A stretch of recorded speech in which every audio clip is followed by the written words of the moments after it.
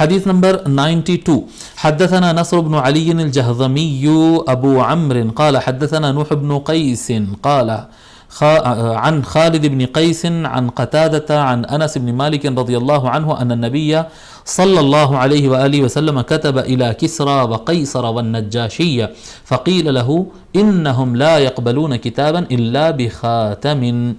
حضرت انس بن مالک رضی اللہ تعالیٰ روایت فرماتے ہیں کہ نبی اکرم صلی اللہ علیہ وآلہ وسلم نے کسریٰ کو لیٹر لکھا، قیصر کو لیٹر لکھا، نجاشی کو لیٹر لکھا. ہم بتا چکے تھے کہ یہ بادشاہوں کو کہتے تھے، بادشاہ کے نام تھے، یہ انسانوں کے نام نہیں ہیں، یہ بادشاہ کے نام ہیں. کسریٰ کہاں کے بادشاہ کو کہتے ہیں؟ کسریٰ یاد ہے کہاں کے بادشاہ کو کہتے ہیں؟ ایران کے بادشاہ کو کسریٰ کہتے ہیں. پھر اس کے بعد قیصر کہاں کے بادشاہ کو کہتے ہیں؟ روم کا جو بادشاہ ہو اس کو قیصر کہتے ہیں. اور نجاشی حبشہ کے بادشاہ کو نجاشی کہتے ہیں. فقیل انہم لا يقبلون کتابا الا بخاتم. تو حضور صلی اللہ علیہ وآلہ وسلم سے کہا گیا کہ یا رسول اللہ، یہ جو بادشاہیں ہیں، کسریٰ ہے، قیصر ہے، نجاشی ہے، یہ حضرات کوئی کتاب قبول نہیں کرتے بغیر مہر کے یہ لوگ کوئی کتاب اور کوئی میسیج، کوئی پیغام، کوئی لیٹر قبول نہیں کرتے.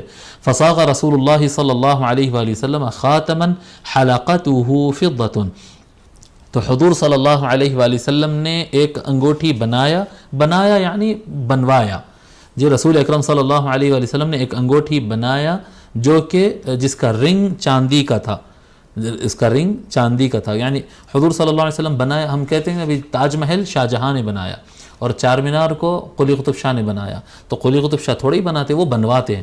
تو اسی طرح سے آقا صلی اللہ علیہ وآلہ وسلم نے بنایا یعنی بنوایا. جی ٹھیک ہے.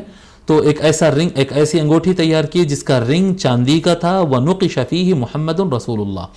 اس کے اندر نقش کیا گیا تھا محمد رسول اللہ. یہ حضور صلی اللہ علیہ وسلم کا اسٹیمپ تھا. ٹھیک ہے.